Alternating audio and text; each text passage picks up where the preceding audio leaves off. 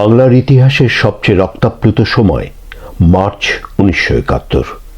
একই সঙ্গে এই মার্চই ইতিহাসের স্বর্ণোজ্জ্বল সময়। একদিকে মুক্তির আকাঙ্ক্ষায় বাংলার মানুষের গগন বিদারী উন্মাতাল স্লোগান, অন্যদিকে পাকিস্তানি হায়নার নৃশংস বর্বর গণহত্যার প্রস্তুতি। স্বাধীনতার নেশায় আসক্ত জাতিকে কি দাবিয়ে রাখা যায়?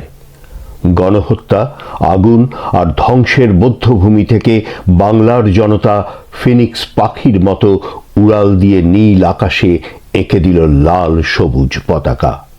মুক্তির আকাঙ্ক্ষায় উদ্বেলিত জনতার সংগ্রামমুখর ঘটনাবহুল 1971-এর মার্চ নিয়ে বাঙালিয়ানার প্রতিদিনের আয়োজন রক্তস্নাত মার্চ। স্বাধীনতার ক্ষণগণনায় আজ 2রা মার্চ 1971 মঙ্গলবার। সারা দেশে সর্বাত্মক হরতাল পালিত হয়। ঢাকা বিশ্ববিদ্যালয়ের বটতলায় অনুষ্ঠিত ঐতিহাসিক ছাত্র সমাবেশে বাংলাদেশের মানচিত্র খচিত লাল সবুজ পতাকা উত্তোলন করা হয়। সভার শুরুতে সমবেত ছাত্র জনতা শেখ মুজিবের নেতৃত্বে ও নির্দেশ অনুযায়ী স্বাধীনতা সংগ্রাম চালিয়ে যাওয়ার শপথ গ্রহণ করে।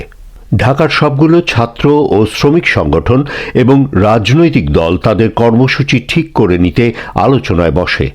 গণমানুষ বিক্ষোভে ফেটে পড়ে, বেরিয়ে পড়ে মিছিলে গুলি ছোড়া হয়। তেজগাঁও পলিটেকনিক স্কুলের ছাত্র আজিজ, মামুন সহ প্রায় 50 জন গুলিবিদ্ধ হয়। আহতদের ঢাকা মেডিকেল কলেজে ভর্তি করা হয়। গুলিবিদ্ধ অবস্থায় হাসপাতালে আনার পর মারা যায় আজিজ। সন্ধ্যায় সামরিক আইন প্রশাসক বেতার মারফত ঢাকা শহরে প্রতিদিন সন্ধ্যা 7টা থেকে পরদিন সকাল 7টা পর্যন্ত কারফিউ জারির ঘোষণা দেয়। কারফিউ জারির ঘোষণার সঙ্গে সঙ্গে বিভিন্ন ছাত্রাবাস ও শ্রমিক এলাকা থেকে ছাত্র জনতা শ্রমিক কারফিউর বিরুদ্ধে প্রবল স্লোগান তুলে মিছিল বের করে। তাদের স্লোগান ছিল সান্ধ্য আইন মানি না, বীর বাঙালি অস্ত্র ধরো, বাংলাদেশ স্বাধীন করো, জয় বাংলা ইত্যাদি। সমস্ত শহরে কারফিউ ভঙ্গ করে ব্যারিকেড রচনা করা হয়।